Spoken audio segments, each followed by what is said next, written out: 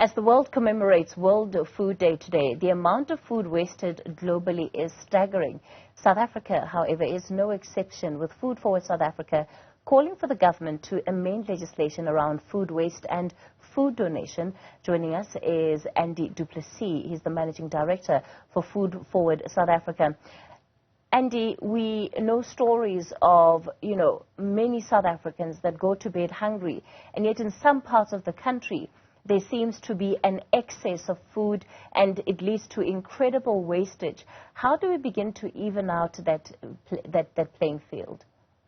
Yeah. Good evening, Kathy, and thank you for having us. Absolutely. So what we are finding is that in South Africa, over 10 million tons of food, edible, usable, surplus, good food, is ending up in landfill. That means almost a third of all the food that is produced in South Africa is lost or wasted. And if you take into account the energy costs, the capital costs, the humanitarian costs associated with that, it's a staggering loss.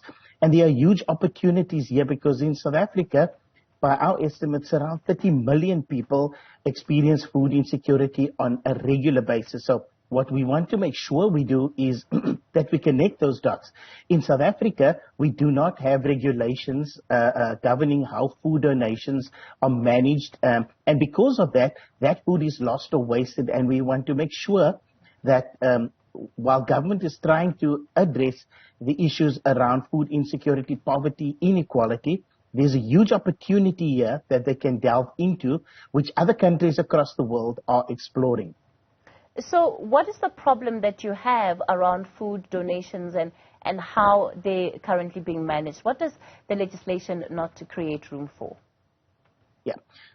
So firstly, we do not have regulations around food donation, so it is not encouraged in any of our pieces of legislation. What we are pushing government on is the Foodstuffs, Cosmetics and Disinfectants Act that's governed by the Department of Health. We want to make sure that they introduce a framework around food donations to encourage food donations and to have clauses in there that define what food donations are and how, under what circumstances they may be donated.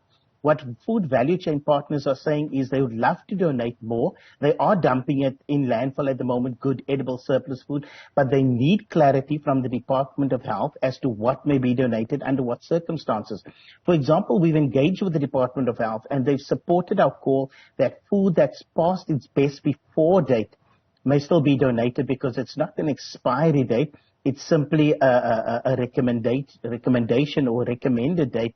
And so food that's past its best before date is still edible, it's still usable. And then in the Consumer Protection Act that's governed by the Department of Trade and Industry, they talk about liability for those that want to pass food on to others. And what that is, it's a limiting factor for food value chain partners that want to donate more. And what we are saying is we are not wanting to grant a blanket license to food manufacturers that want to donate food.